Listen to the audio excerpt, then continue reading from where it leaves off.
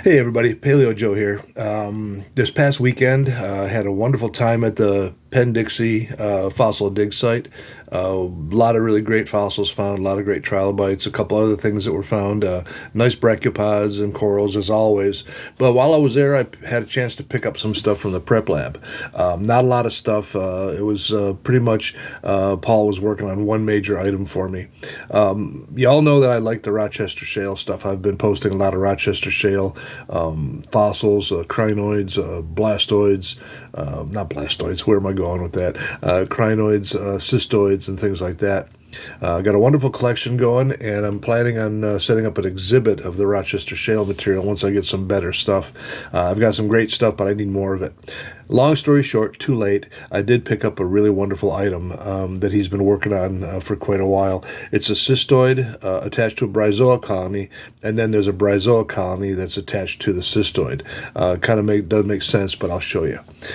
He did it in 3 dimensions. Down here at the bottom, this is the bryozoa colony that the cystoids normally attach themselves to. And then you've got the cystoid as a long stem with the theca at the top. Unfortunately, this one, the parts were not totally saved, and the top of the theca, where the arms, where the brachioles were, that wasn't saved, but the rest of it was. And now, let me kind of spin this around. This is a beautiful 3-dimensional bryozoa attached to that cystoid. Now, Paul is an expert on the Rochester Shale. He's dug there many years and did a lot of prep work. And he believes that this bryozoa actually attached itself to the stem of the cystoid and just started to grow. Well, eventually that bryozoa got too heavy, and it kind of knocked over the cystoid, and it fell to the bottom of the ocean. But this is a beautiful, let me try to do it this way. This is a beautiful 3-dimensional fossil. It's got the bryozoa on both sides of it. Oh, it's a beauty.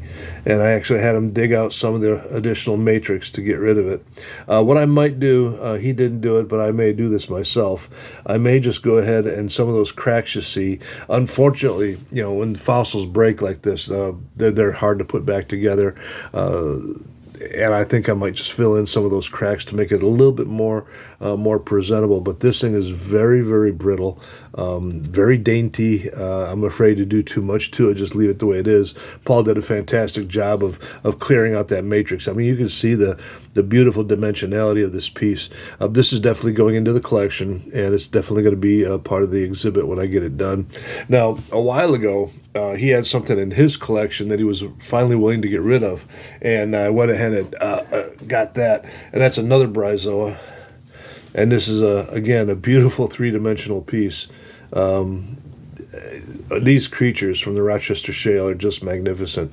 And Paul spent an awful lot of time putting this one back together, picking it out of the matrix, one piece at a time, and then gluing each piece back together.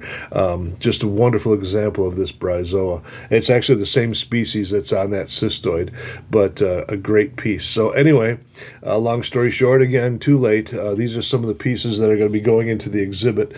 Once I get the exhibit done, I will let people know where it's going to be shown. I'm hoping that not Michigan, I'm in Michigan right now. I'm hoping that New York will like this exhibit, and they'll take it and tour it around some of their museums in the future. But again, this is a beautiful exhibit, a beautiful piece that's going to go into the exhibit. I just wanted to show you guys a piece that I'm really proud of. Y'all take care. Bye-bye.